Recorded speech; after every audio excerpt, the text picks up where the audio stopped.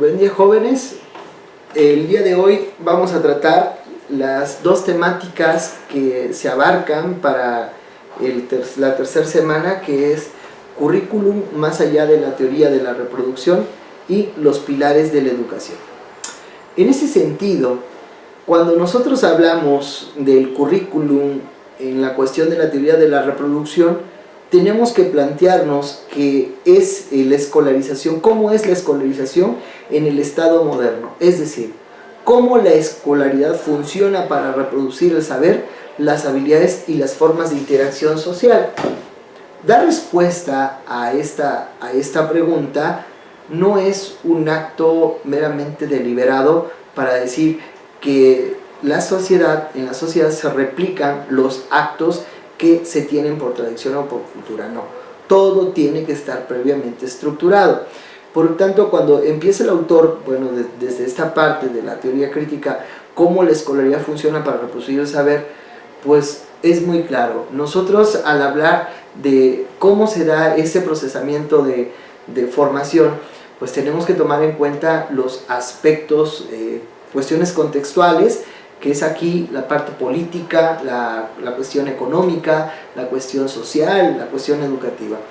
Un ejemplo de ello, ustedes podrán darse cuenta, en el que se podrán dar cuenta, es todo esto que se ha venido transformando la educación en México. Por ejemplo, hace unos años, cerca del 2008, antesito del 2008 hacia atrás, hablábamos que la educación tenía que ser una educación constructivista. Del 2008 al presente estamos hablando de una educación por competencias, tanto así que el modelo educativo en México ha cambiado la forma en cómo se tiene que concebir la realidad, y esto no es una cuestión, una producción gratuita, porque es así como lo están estableciendo los organismos que a nivel mundial pues regulan o dictaminan las reglas de operación económicas. Llámese la OCDE, llámese el Fondo Monetario Internacional, llámese el Banco Mundial. En ese sentido, para poder decir, cómo la escolaridad funciona para reproducir el saber, pues tenemos que hacer ese contexto, las habilidades y las formas de interacción social. Este apartado en concreto, esta pregunta, debe de tomarse en cuenta cuando uno va a hacer diseño curricular. ¿Cómo se aplica esto en la parte del diseño curricular?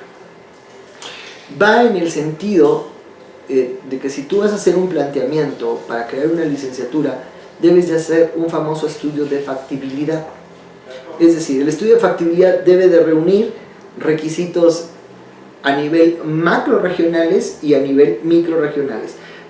Es decir, a nivel macro-regional debes advertir cuál es la situación tanto económica de las zonas que le rodean al centro o lugar donde va a ser el centro educativo, cuáles son las condiciones económicas, cuáles son las condiciones sociales, es decir, de qué se mantiene, cuál es la economía, cuál es la demanda, porque sería muy burdo, por ejemplo, que en Jalapa quisiéramos hacer el diseño de una licenciatura acuífera, cuando aquí en Jalapa no tenemos mantos acuíferos.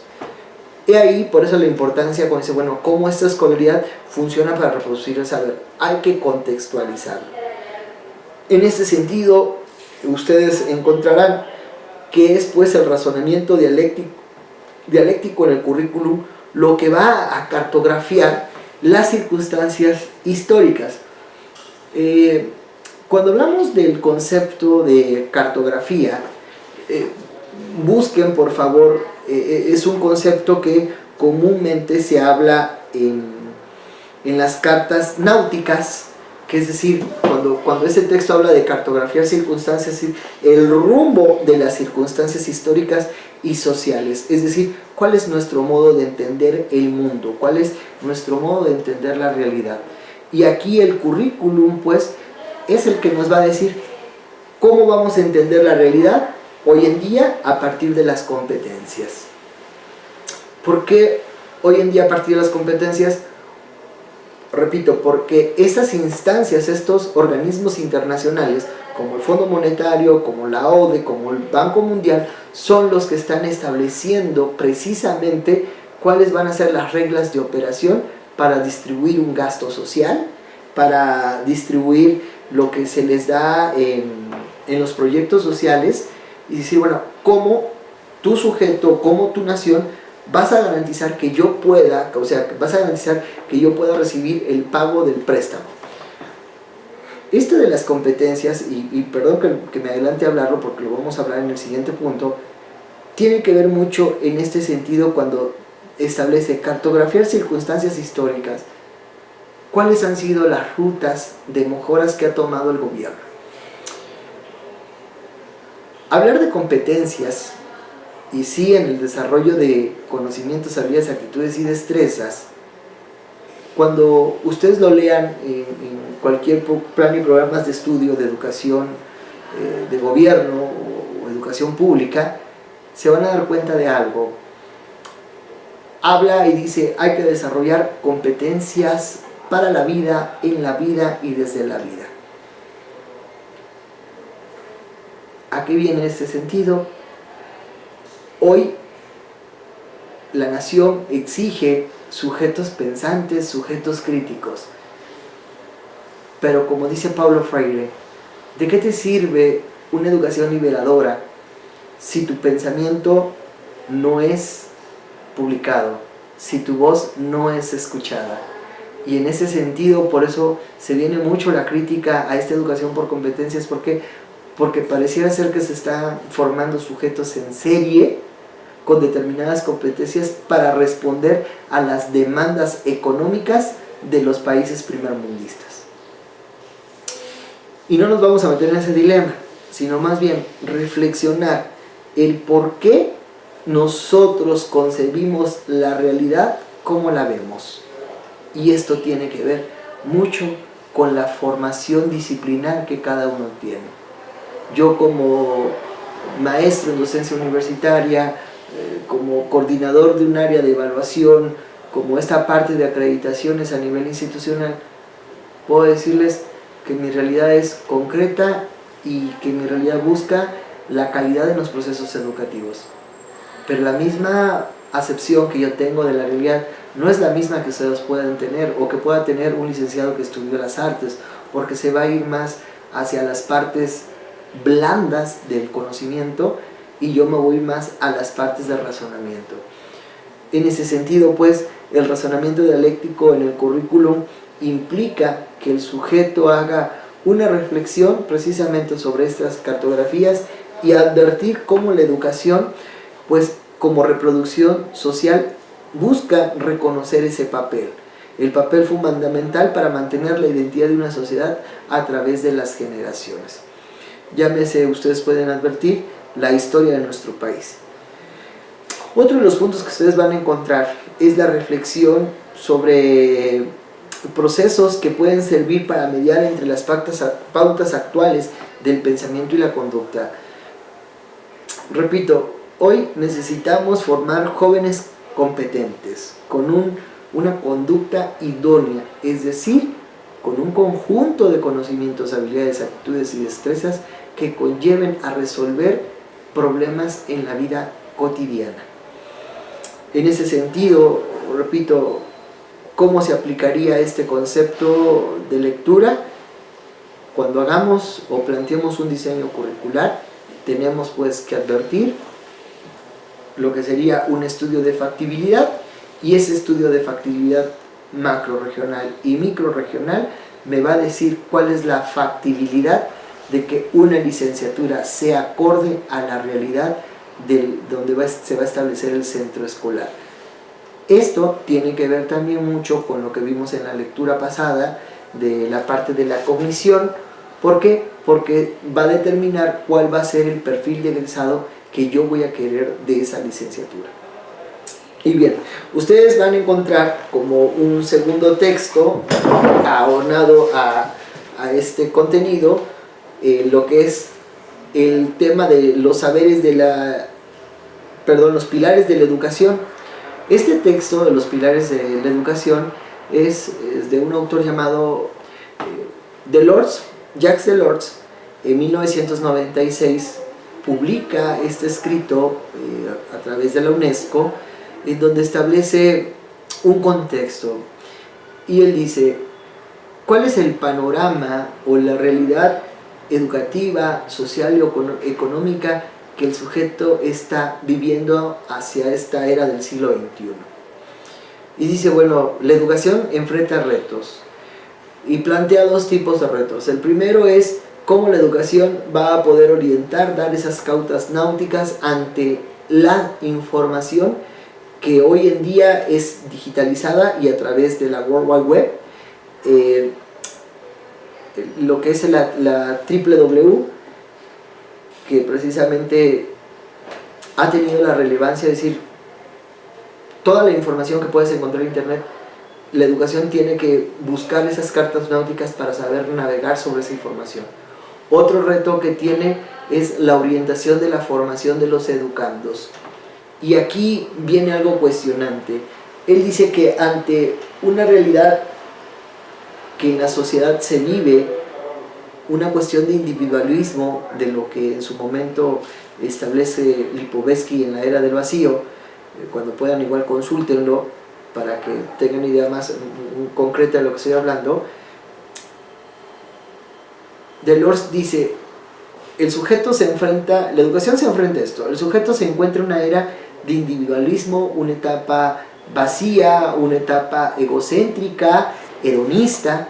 Y dice, bueno, ¿y cómo entonces la educación va a tener que formar al sujeto del futuro, a este sujeto en concreto que requiere una formación específica, pero que sea humana, que sea palpable, que sea sensible? Y es cuando Delors dice, bueno, la educación debe de apuntar a 4 saberes. Estos 4 saberes, ahorita que los empiezo a explicar, quiero que lo ubiquen en algo en concreto. De estos 4 saberes es cuando se empieza a hablar de las famosas competencias.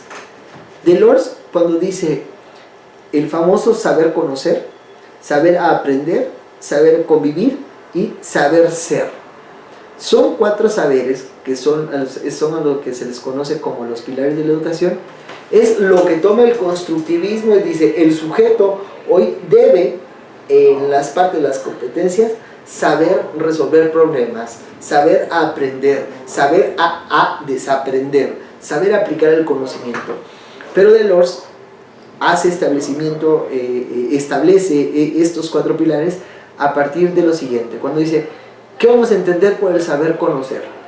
El sujeto de hoy, y eso es una tarea que todos tenemos que advertir, es debe conocer la información, debe manejar el conocimiento especializado o específico de su área disciplinar. Es decir, el sujeto no puede justificarse que desconozca lo que está estudiando. Por ejemplo, ustedes a estas alturas ya deben de estar dimensionando el nivel de discurso que están manejando sus maestros en posgrado. Ya tienen un cúmulo de conocimientos.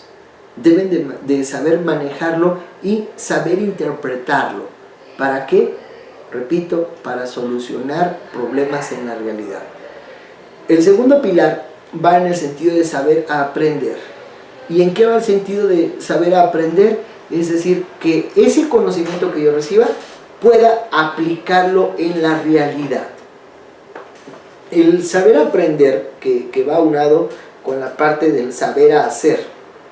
Es decir, todo el conocimiento que yo tenga, lo que he aprendido, debo llevarlo a la práctica. Y si con ese conocimiento resuelvo una situación o una problemática en la realidad, cuando lo logro hacer, el conocimiento, lo logro aplicar en la práctica y descubro la solución, es a lo que se le conoce como el famoso aprendizaje significativo.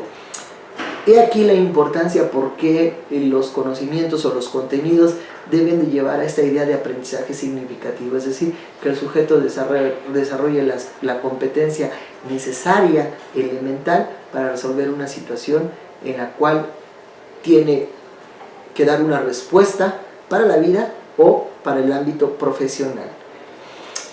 El siguiente pilar de lo que nos habla Delors es sobre el saber convivir.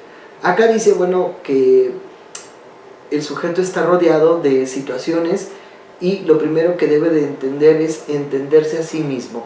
Pero ¿cómo va a entenderse a sí mismo?